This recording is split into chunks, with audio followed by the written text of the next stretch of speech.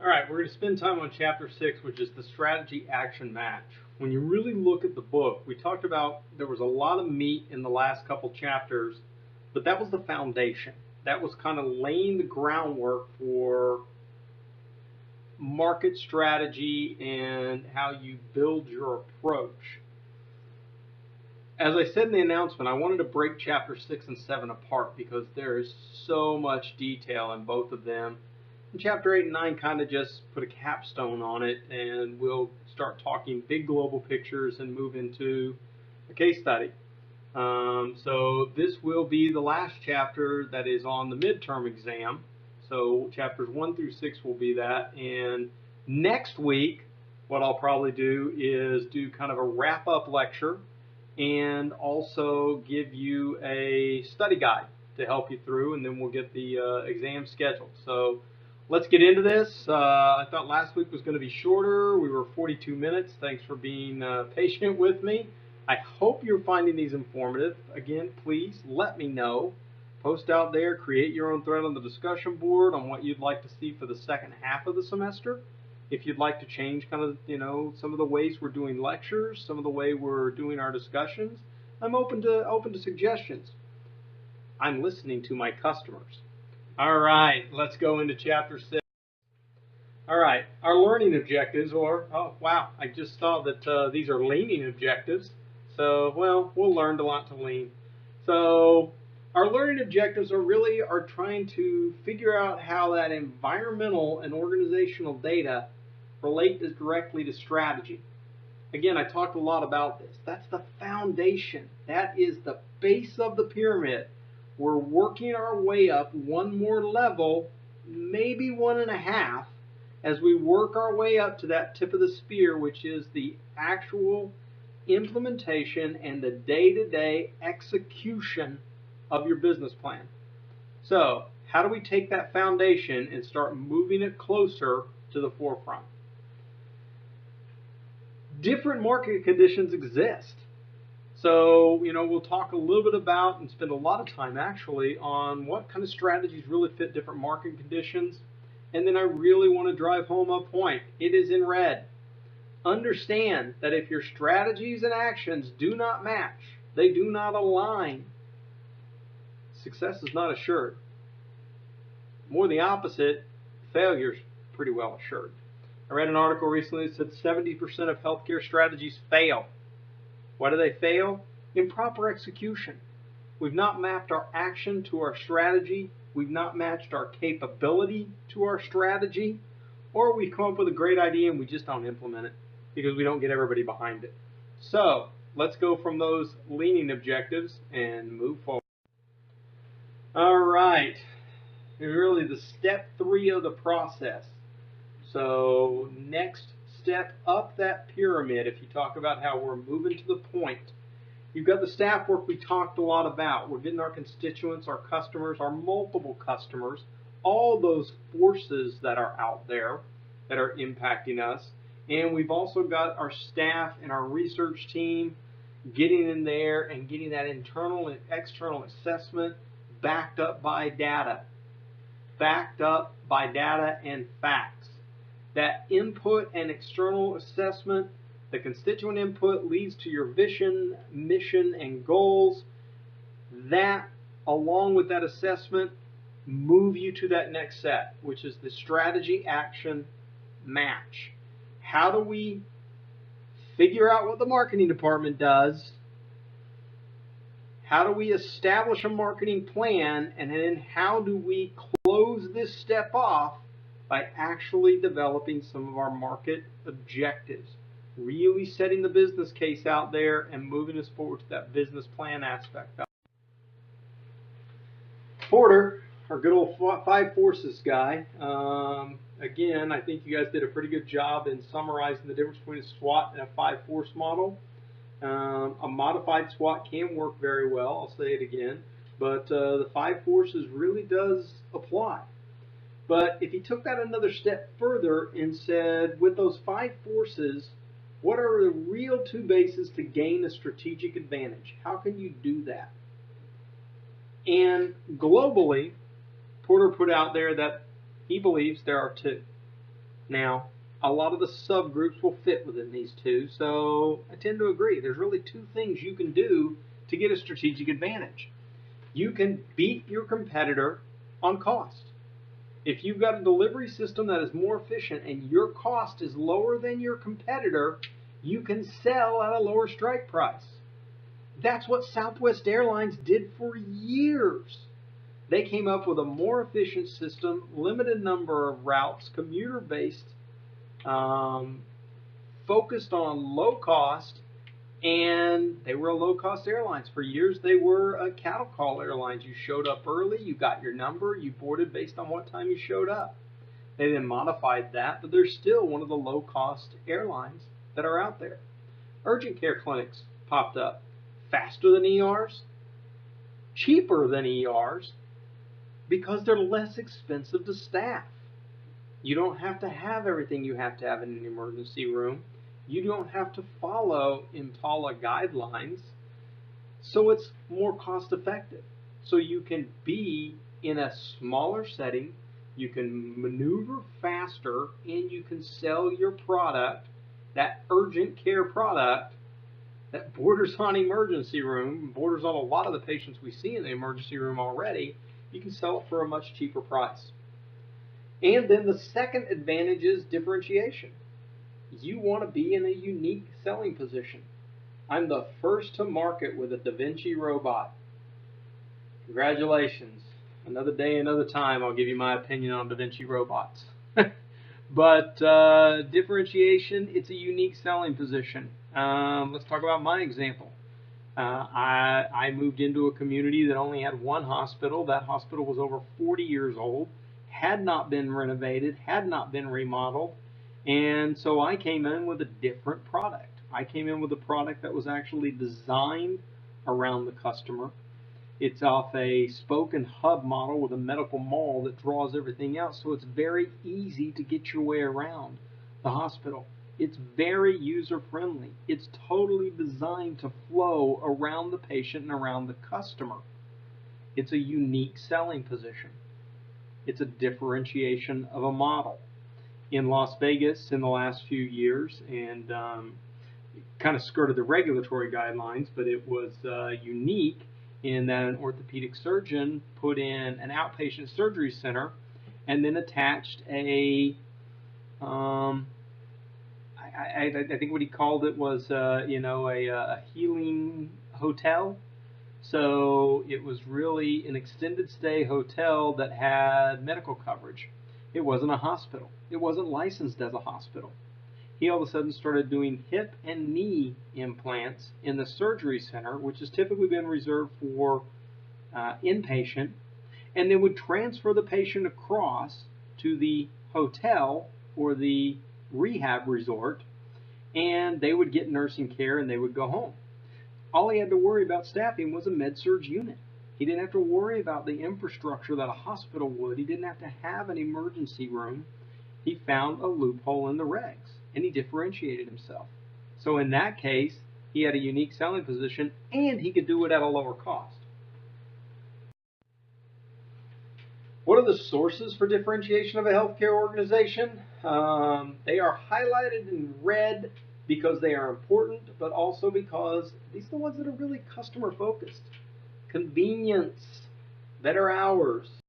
My urgent care is open 24 hours a day. In our hospital, we recently extended our hours for outpatient diagnostic exams for MRI and CT and flat film and ultrasound. And we opened ourselves up till 8 p.m. at night and opened up all day on Saturday and instantly filled up, and it resulted in a $200,000 additional margin a month. So convenience made me different, and people then wanted to come on their way home from work, schedule their appointment, or wait till Saturday. They didn't have to take off work. The schedule filled. Unconditional service guarantees. Way back when in Las Vegas, when I built all the urgent care centers, they were all around town, and we saw seasonality. That at a certain part of the year, and you laid the graphs for 3 years over each other, and we saw the same seasonal dip in the July time frame. Why? Well, it's warm. People aren't going to get colds. People aren't going to have a lot of things happen to them. And they say, I can put it off. It's just not the medical side. So there's a lower market share going on, or there's a lower pie to choose from. We may have kept the same market share of visits, but the total visits in the month of July were lower. So we shook the market up. On a Friday afternoon, called an advertising agency and said, by Saturday morning, I want a black screen ad. I want it to come up and I want it to say UMC Quick Care. If you're not seen by a doctor within 30 minutes, your visit is free. We instantly reversed our market share and doubled our market share. 3-year volume trends completely threw it off. We grew by about 20% over prior year July. And then we had established a new base, and we had gotten new customers, and we hung on to them. Unconditional service guarantees. Better technology. Better technology is kind of neat, and it helps you with physicians, but if you're talking about equipment within your hospital, it's not as much consumer driven. Better information, though. If I can get you your information up front, let you know what we're going to do, let you know and inform you of what we've done, we build better service. On-site amenities. On-site amenities are all over the place in hospitals now. You have dry cleaners in the hospital, and what happens if a family is there for extended days and you want to make life convenient for them? I've got a farmer's market in my hospital that we do once a week that it's open to the community. And the community's coming in on their lunch hour to shop in our farmers market. What does that do? It gets them familiar with the location. It gets them familiar with the hospital, and they start feeling, wait a minute, this hospital's unique. This hospital's different. Maybe if I'm ever sick, I'll come here. It's a way of differentiating myself. Automatic callback to patients. If you've been discharged, you immediately get called the next day to check and follow up on you. Fantastic. Another way that hospitals are slow to change. My vet did this for years to check on my pet the day after I took him to the vet. Hospitals were a little slow to catch on. A lot of hospitals still don't do it. More equipment and board certified staff. Again, ways to differentiate yourself, but really not customer focused, those last two. But if you've got convenience, service guarantees, better information, amenities to meet their needs, and callbacks to patients, those are all customer focused, and that's truly going to make you different. The Boston Consulting Group Matrix. I'm not going to go through a lot of detail on this. This is very important, though. Take the time to read it and read through it, that when you've got a high growth market and a high market share, you've got a star. A low growth market with high market share can be your cash cow. You're just milking it. You're working it. You're hanging on and doing as much as you can. Stars can fall to cash cows.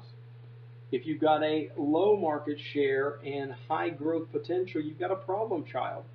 Why aren't we experiencing that market share? Why aren't we growing? Problem child children can go really one of two ways. They can move to a star if you find a way to differentiate yourself, or they can fall to a dog. Dogs, you got to figure out, is there growth potential? No. Do I have market share? No. So what do you do with a dog? Maybe it's time to move on. Maybe it's time to move on and change that service. Great explanation in the chapter to go through it. Some time on that one. Problem children, low market share, high growth potential. You want to find those potential stars to grow. Again, stars, high market share. You want to protect them. You want to cultivate them. Those cows, you've got a high share, but it's a low growth. But it's extremely profitable. You can use those to reallocate your cash. And we talked about that. Can you sustain growth and your margin? Well, if I set up a cash cow, like a freestanding ER, and I've got a source of cash, then I can feed my problem child until it grows into a star. And again, dogs, well, they're candidates for elimination. GE came up with a little different, kind of a two-dimensional model when you look at the 3 levels of industry attractiveness and the business strength. Really gets into something detailed. GE is a very detailed company. Simplification, wow, if you study Six Sigma and look at what GE's done, it's absolutely brilliant, but detailed and busy, as is this. If you look at your business strength, and let's look in that upper left corner, that if you've got a very strong business strength and a high market attractiveness, then that's where you want to grow. You know, you're going to get your maximum investment there, you're going to diversify, and you're going to dominate the market. It's exactly the behavior of GE. Whereas if you've got a weak market and a low market attractiveness, you either exit from the market or you trim your product line back. How many models of this do we need to make? Can we just make one and sell that one so we lower our cost? How can we maximize our value today, and then let's turn around and figure out what our competitors doing for cash and try and go after them and redirect ourselves. The retail positioning map is another map. It's the MAC model. It really looks more at existing businesses, and it really involves two dimensions: value-added service and mix and breadth of product line. We talk about the retail positioning map in the retail setting, where it came out.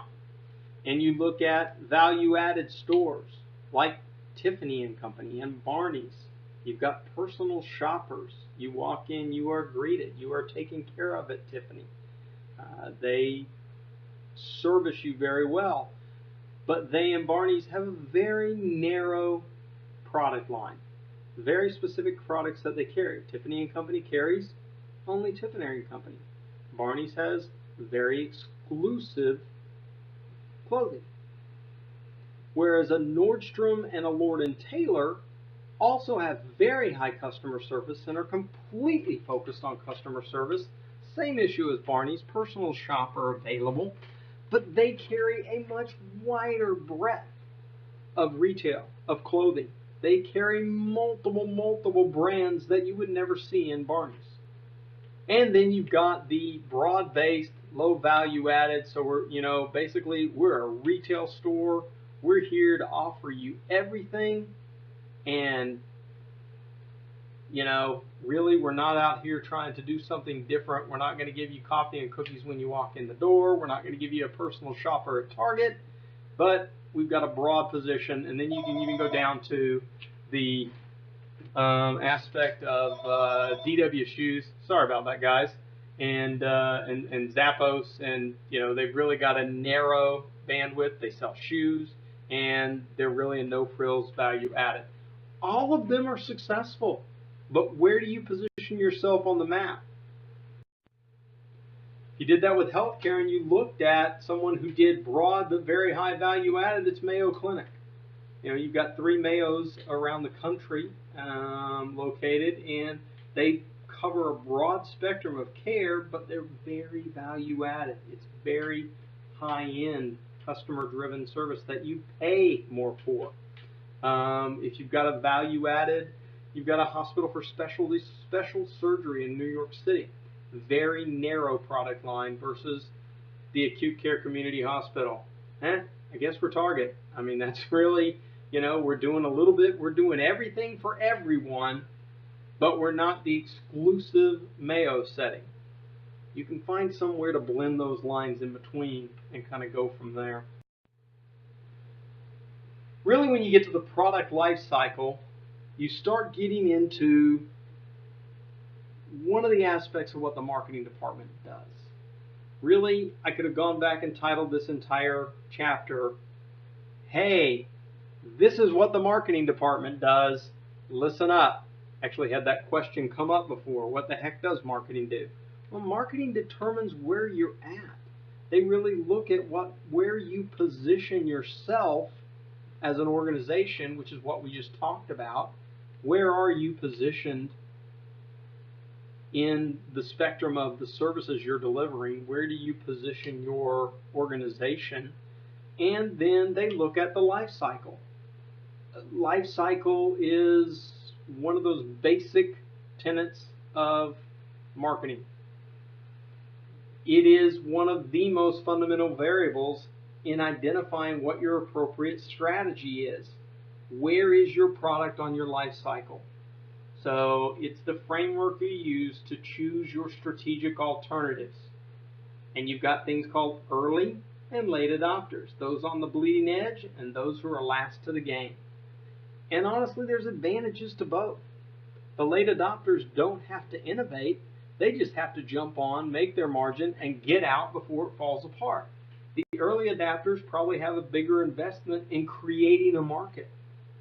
But in creating a market, they get there early and establish a foothold and dominate the market share. It's really based on 4 premises. All products and services have a limited defined life. Products go through 4 distinct phases. Profits rise and fall at different stages of the life cycle, and each stage presents different opportunities and competitive issues for the provider or producer. You see this plotted out on time versus growth. In the introduction, you've got slow growth, but as you start to ramp up through that introduction, over time, your curve steepens. As you get to maturity, you're going to reach a point in the life cycle where your diminishing returns come in and you start falling off the other side of that curve into the decline phase. Different strategy for each of those 4 quadrants on the graph, and can be a different strategy within the decline. Decline can say, the market's over. It's time to change and it's time to get out. Or decline can say, wait a minute, is there a niche within this for us to recreate and bend the curve the other way and ride a new life cycle out? So in the introduction, what you find is sales and revenue are slow, and really people are kind of unaware of the product or service that you're offering. Your objective is to generate primary demand. Remember back in the 90s? What's Amazon? What's an iPod? Very early in the life cycle. They both went out there and generated demand and really innovated in front of everybody else. They were early adopters. The growth stage, demand begins to increase. You're starting to get some brand recognition. The overall market expands. So again, the pie expands. And if you had 90% of the market share because you got in at the beginning, you hope you hang on to 90% of that market share during the growth phase. And that's when competitors often enter. That's when you get their attention. It's like, oh my goodness, maybe we should make something because look what's happening over here. And so you start getting selective demand and you start trying to say, I'm the one you want. This is why I'm different. In the mature stage, your demand starts to reach a plateau. Some of the late entries start to come into the market, and your objective really is to maintain the loyalty of your existing buyers. In the decline stage, services begin to lose appeal in the market. You want to find new alternatives to be attractive, or do you want to exit the service and divest? How many of you guys remember one of the first iPods? You remember the little iPod Shuffle? It was like a little memory stick. They were hot. They played amazing music. They were easy to use. There wasn't a screen on them. They weren't fancy. They came in, sold, and started to fall off again. So what did they do? They made the Shuffle more attractive. They made it look different. They gave it a screen. They wrote a new life cycle on the Shuffle in providing that cost-effective alternative versus their 1 gig, 2 gig, 16 gig iPod that was out there. So that's a product that went through the life cycle, but they found a new way to be alternative and to milk it for a little while longer. That was one of their lowest cost devices to make, and they made high margin on it. The product life cycle of short stay hospitals. All product lines go through 4 stages, right? Well, guess what's happened? Through the 70s, we saw ourselves grow, and then through the 80s, with the advent of HMOs and managed care and technology started taking, we started falling. Things started moving to the outpatient setting. But do you remember what's happening? The baby boomers are now moving into their 60s. They're aging every day. Thousands upon thousands of them move into Medicare eligibility. That's where people need services. The curve is bending, and we're now going in another direction, and we've started the life cycle over again. But Will technology reverse that curve as the tech-savvy boomers age? We've already said technology can keep people out of hospitals.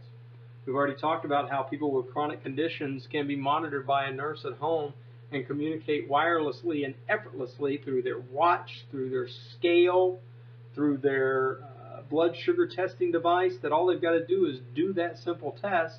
It automatically updates their nurse if they're out of it and if they're out of range, and the nurse can prevent them getting any worse. So as we're seeing that curve go back up, what we're actually asking ourselves in the industry is, well, wait a minute, are we the next industry that the boomers are going to change? Are they going to bend the curve a different direction? So there's a lot of issues on, are we overbedded? There's arguments that actually look at both sides of the story on saying whether we have too many beds in healthcare for the future. Technology says we do. Use rate among individuals 65 and over says we have a bed shortage coming in the next 20 years. So both sides of arguments are right. They're both right. It's a matter of degrees. It's a matter of degree of use rate that we actually see from the baby boomers, who are the healthiest 65-year-olds we've ever seen. But they're also aware and they utilize healthcare services. Because they are the healthiest 65-year-olds, we're seeing a growth in hip and knee replacements because they want to remain active. So there's all kinds of factors going on that are bending this curve the other direction. It's going to be real interesting to watch where it goes.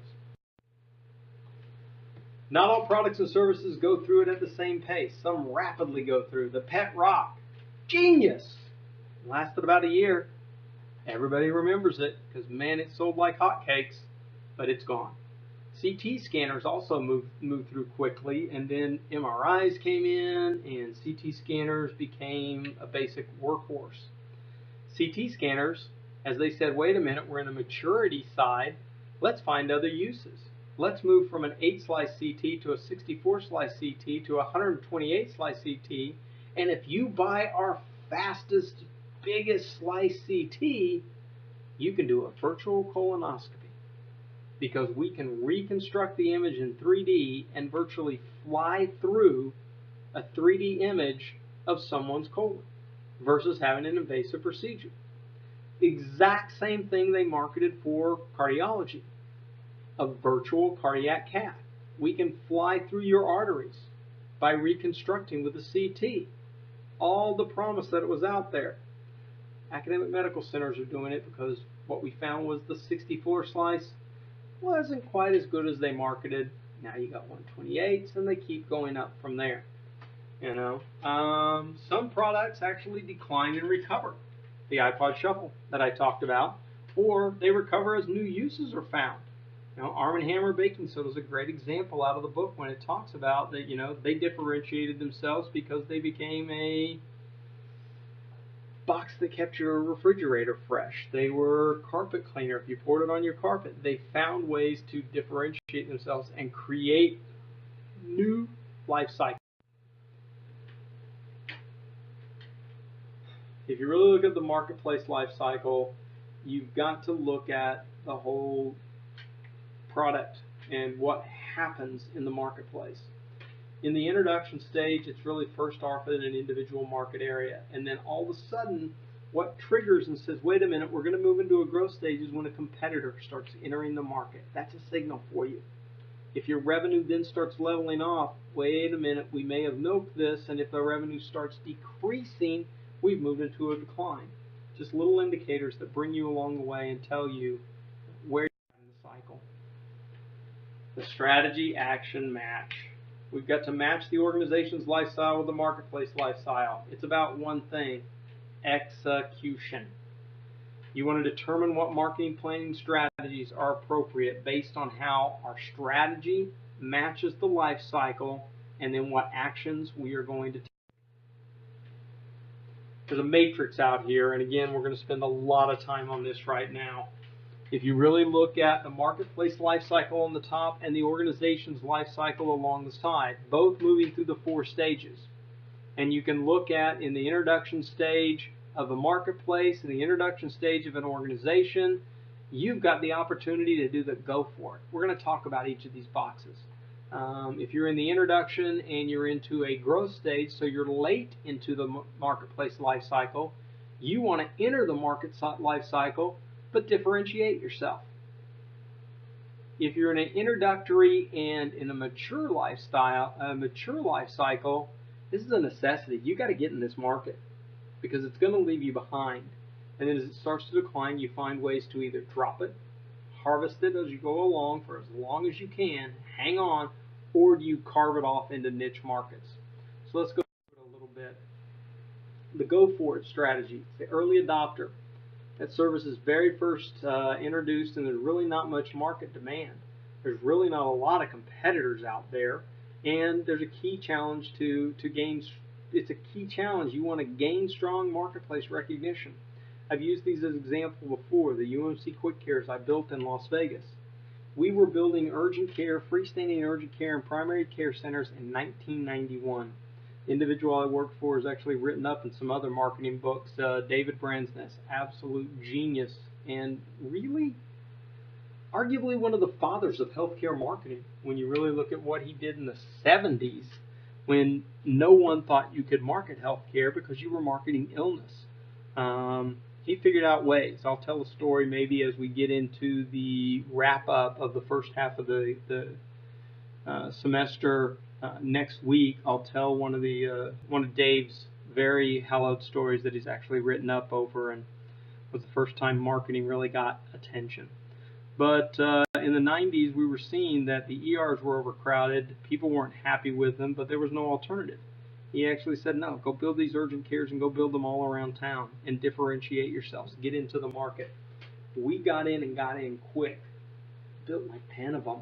Built like 10 of them in no time. I mean, that's all I was doing for like 3 years was building and opening Quick Cares. We got it down to the point that we had them stamped out like McDonald's. It looked like this when you walked in. This is the way care was delivered. This is where you went in. This is where you saw the doctor, and this is how you exited. And the process was the same at every Quick Care that you walked in. The name Quick Care, we branded it. We protected the name Quick Care in the state of Nevada. And we protected it because Quick Care became Kleenex. Soon what we started seeing by 1994, 1995, as competitors entered the market, no matter what they called themselves, faster care, urgent care, doctor care, everybody in the community referred to them as Quick Cares because we became Kleenex. Kleenex is a brand, but you still call a different brands of tissues Kleenex. People were calling the different brand of urgent cares Quick Cares out in the community. They couldn't use it in their advertising, but Quick Care was what was on everybody's mind. We were an early adopter, and we got marketplace recognition. So we were right in that category. We were right in that go for it category in the introduction, and took it and ran. So we want to obtain leadership. We want to be the early organization, if not the first. We controlled quality. We controlled quality by designing them to act and behave the same. So it was predictable and comfortable to the consumer when they came in, so we didn't have service variations. Later, we did introduce options. We put primary care offices attached to them, so after you came to a Quick Care 3 times, we then approached you and said, wow, we recognize you use us all the time. Let us introduce you to your primary care next door. And you've got an option. You can make an appointment, but we're always your Quick Care, and your record's always going to be shared between the two facilities. So we came up with variations to extend our life cycle. What does the marketing department do? We've touched on it already, and man, if you really get down to traditional marketing, this is Business Marketing 101, the 4 P's, and I remember them this way: price, promotion, placement, and distribution. Distribution used to have a P attached to it. Distribution makes a better use of it, but we hang on to what we've been taught, and we were taught the 4 P's. So one of my professors actually changed it to padistribution. And in the book, you see it as price, promotion, differentiation, and distribution. This is what marketing does. Marketing positions ourselves based on the life cycle, based on our life cycle and the life cycle of the market, and then based on where we sit on that map, the marketing department figures out the mojo of price, promotion, differentiation, and distribution. And that then sets our market objectives forth. And we're going to run through quickly based on the different areas of where you're at in your individual life cycle and the life cycle of the market. What actions do you take? So in a go for it strategy, price is, sometimes you can use a higher price because there's no competition, so you can make your margin and get your money to recover your setup cost. It also is an image. Oh, I've got this. I'm the first adopter, and I'm okay to pay more for it. People pay more for the brand new iPhone. It's an image factor. Now, you've got to be careful. You can't price yourself into gaining a competitor, because if you overprice it and someone can come in quickly on you, you'll lose market share. So part of it, again, goes to, what are the consumers willing to pay? Ask them. Do your market research. So as you've got that price, you've got room for error. If you really didn't do calculate your cost of providing your service until you get in there and you're actually producing, you're actually operating the clinic, you're actually operating the hospital, and you know what you can do it for. You can also control demand. If you cannot keep up with demand, pricing will allow you to choke demand off. It's the old supply and demand curve that's out there. And as supply goes down and demand goes up, you drive up pricing, which then in turn will bring demand down. I'm a big fan of economics, but I won't bore you by going into economics, and you've probably already had a class like that. But again, what we said is if you're too pricey, you're going to get a competitor. So what you want to do for promotion is educate the consumer. You want awareness. You have to establish your brand name. I want to be Kleenex. So if you really look at where high pricing, high promotion, premium, penetration, selective, where we've got high price and low promotion, we're really specialized. We are Tiffany. We've got a very selective market. We can charge high and low. And then if we've got a low price with low promotion, it's a mandate. Everybody's going to want it anyway. So if you look at that high price, high promotion, if buyers are price insensitive, I got to have that new iPhone. I can position myself there. If there's a lot of promotional expenditures and a low price, man, you can get a lot more market share, but are you giving up profits? New services offered at a high initial price, very little promotion. It's effective when consumers are already aware of the service. This is when you rely on the mavens. This is when you rely on individuals out there spreading your word for you. And it becomes an exclusive type device, so you can be price insensitive for it. Or again, I can come out and be the low price, low promotion. Someone says I have to do it, and there we go. Distribution, padistribution, alternative ways of providing the service to customers. What happened to the record industry? You used to go to record stores. You used to go to record stores and shop through the records, shop through the cassettes, shop through the 8-tracks, and buy a complete album. Well, Napster kind of changed that, but Napster got into a little bit of trouble, if you guys remember that, but there were early adopters who recognized what Napster had put their hands around. And you saw MP3 players coming out, and the record industry went crazy. They fought it tooth and nail, fought it constantly. And then iTunes changed it all, changed the distribution. It's an alternative way of providing that service to their customer. They went for it, and boom, they exploded it out there. So You want to exemplify that differentiation strategy at 2 points of the match, where you've got your introduction in a growth market and when you are growing in a growth market. So you've got to find a way to differentiate yourself. When you're in a growth market and you're just introducing, you're late to the game. So you've got to have a way to differentiate yourself.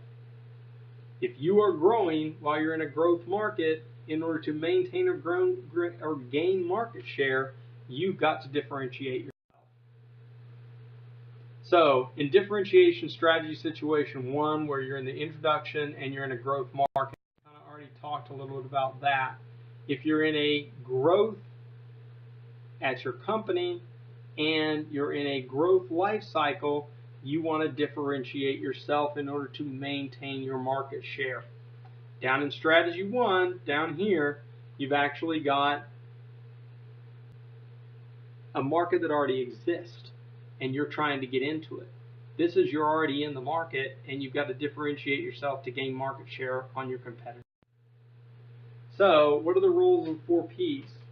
Your product. It's a segmented service. I want to differentiate my product from the other guy who's out there in this growth market. I can vary based on price. Am I the hot device? Am I not? Am I the low-cost alternative? And that's the way I'm going to grab it. So you get into the promotion. What is your advertising copy?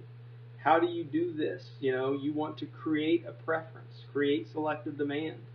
And, the most common way for healthcare services to differentiate themselves is through distribution. A lot of talk about, there should be an access point into our healthcare ministry, into our healthcare system, between your home and work. Anytime between home and work, you should encounter a St. Vincent's portal of entry. Whether it's an urgent care, whether it's a primary care office, whether it's a freestanding lab draw station, or whether it's something in between, or even a freestanding ER. We distribute our services so you don't have to come to our central hub. We've gone out to your neighborhood. Necessity. This market is mature. It's past the introduction and growth stage. And man, you've got to offer this service in order to compete effectively. If I don't offer this service, I am not seen as a full service entity. So I've got to get into it. That's out here in a mature market, either with growth going or introduction, is your necessity strategy.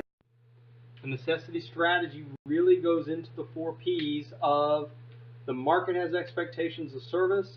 You're going to have to meet that. You're going to have to do it. Price.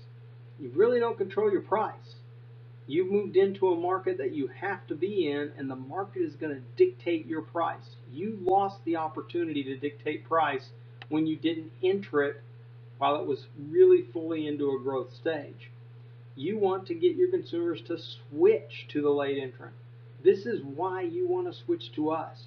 We've got a better product. We waited to get in. Now we've perfected it. So, and you need to match the competition in your distribution overall. Maintenance strategy. If you're in a mature market life cycle, and your organization, it's a maintenance. It's very similar to the harvest strategy. Really what you want to do is segment and fortify and protect your market share, and then find ways to innovate so you can continue to hang on to that market share. This is your cash cow, and you're going to milk it for as long as you can. Followers. These are people who come in late to the game while the market is in maintenance mode, and you're waiting. You've got to ask yourself, is there a segment I can get into that isn't served? Can I improve upon it? Can I differentiate? I can't dictate price, but if I can lower price, I can change the market. Or can I come up with a really great hook of an advertising campaign that will get everyone's attention and draw their attention to me as a late entrant? In a maintenance strategy, you've got to re-examine your service. What do you have to change? Your price is really for defensive purposes. If your competitor lowers their price by 20%, they're going to take your market share, and you're faced with 2 issues. Match their price or lose market share if you can't find a reason to differentiate and explain why you are a better value at a 20% higher price. You keep your current users satisfied, you maintain your customers and your distribution. You're really not going to grow and go out there and expand because you're in a mature market. That market is going to be nearing the decline. A niche strategy really occurs for two reasons. People have started to leave the market because there's reduced demand, and that we're on our downslope of the demand and the downslope of the life cycle. So we've got to find a way to recreate a new life cycle for us. I talked about this when I talked about travel agencies. Travel agencies and your everyday travel agency is gone. What you find now are niche travel agents who do very high end. They may only market to very high end where people say, wait, I don't have the time to schedule my own. I want to pay extra to have somebody plan this whole thing for me and take care of it. So that's their niche. Or their niche may be organizing large group tours of 50 or more and coordinating that and putting on those type events. They found a niche to maintain their organization. That niche is down here. You've still got a little bit of growth left in your company, but the market is on decline. So you want to try and find a way to continue to grow your company in a declining market. The harvest strategy is a mature market that's on its decline. We saw this back out there with GE in one of the corners of theirs, that in the harvest strategy, we are going to make hay while the sun shines. So we may not get out there and divest and find a niche to go into. We're going to ride this for as long as we can. And then when you now see that you've actually moved into the decline stage for yourself, you haven't been able to find a way to niche, you've ridden this thing and made hay for as long as you can in harvest, you've got to make the decision to drop and exit the business. In that drop strategy, the market life cycle and the organization life cycle are both on decline. Those services consume a disproportionate share of management time and of financial resources because we're trying to shore them up. We're trying to keep them going for as long as they can, oftentimes for sentimental reasons. Sometimes you've got to cut your losses. Great example of this is a hospital that provides OB in a community that has aged. So you may have a hospital that was in the growing community in the 40s and 50s where everybody moved and lived, but now that entire community around the hospital, that entire neighborhood around the hospital has aged. You know, the average age and the average demographic within 3 to 5 miles of your hospital is over the age of 65 now because they stayed in place. They raised their families left, and the neighborhood hasn't turned over. They're still hanging on to it. OB may not be the best strategy for you because your immediate market has gone past that window. That's a very painful decision for a hospital to stop delivering babies. But you've got to assess how much work are we putting into continuing to try and be a baby hospital when our entire market around us has changed. All of that leads us to market objectives. All of that brings us down, and this is what the marketing department does. They look at where we're sitting on our life cycle. They look at where the market is sitting on the life cycle. They look at how the 4 P's impact us, and they come up with that. From all of that positioning, based on the foundation we built in the last chapter of the environmental assessment, we know how to position ourselves and where we're at in the market and where our competitors are and what's happening. Now we can develop very specific targets. Targets must be specific, and they have to fall within where we're at in our curve and where the market's at in their curve. An example. I want to establish gross hospital revenues of $15 million in 2000X. I sure hope that is a monthly number at best. That's a pretty low revenue. So I want to serve 110,000 patient days in the year 2007. I want to expand the market share in my community from 18% of hospital days to 22% by 2016. I want to establish a gross margin across all product lines of 35%. By 2004 was when you could do that. 2015, good luck. So I want to establish a reputation among physicians and consumers as a premier heart surgery program in Nevada by 2020. Now, it goes on and on and on and on. Your market objectives are very specific, and they match where you sit in the life cycle, where the market sits in the life cycle, and how you tweak those 4 Ps. And this tells you what you want to accomplish. You're now putting your objectives. Your marketing department has figured out your positioning. They've worked with you, and you as the management are working with them to start setting objectives because you know where your position is. Wrapping it all up, useful marketing objectives have to be measured. They can be measured in dollars, time, unit, patients. They've got to be measurable. They've got to be realistic. They've got to be challenging. You can't just say, I'm going to do what I did yesterday. You've got to grow. You know, as a leader, it's your job to raise that bar incrementally. Not so far that it's discouraging and your team doesn't think they can jump over it, but just enough where they go, wow, we think we can get over that. Let's go.